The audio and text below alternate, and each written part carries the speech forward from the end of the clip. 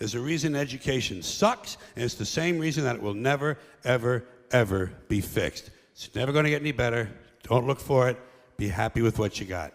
Because the owners of this country don't want that. I'm talking about the real owners now.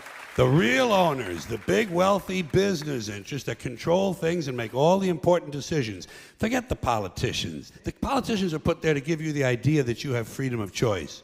You don't.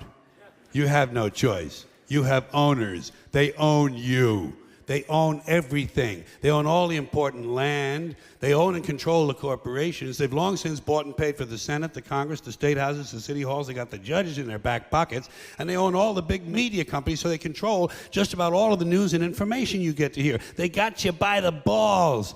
They spend billions of dollars every year lobbying to get what they want. Well, we know what they want. They want more for themselves and less for everybody else. But I'll tell you what they don't want.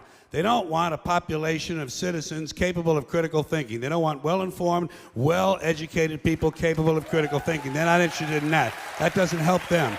That's against their interest. That's right. They don't want people who are smart enough to sit around the kitchen table and figure out how badly they're getting fucked by a system that threw them overboard 30 fucking years ago.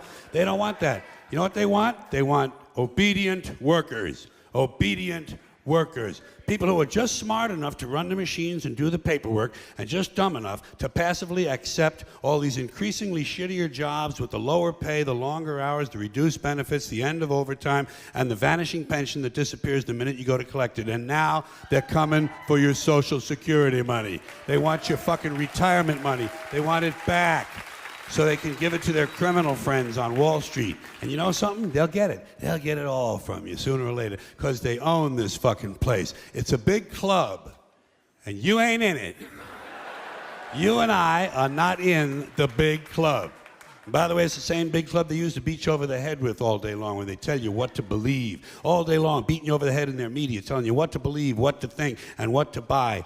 The table is tilted, folks. The game is rigged. And nobody seems to notice. Nobody seems to care. Good, honest, hard-working people, white collar, blue collar, doesn't matter what color shirt you have on. Good, honest, hard-working people continue. These are people of modest means. Continue to elect these rich cocksuckers who don't give a fuck about them. They don't give a fuck about you. They don't give a fuck about you. They don't care about you at all. At all. At all. Man, you know?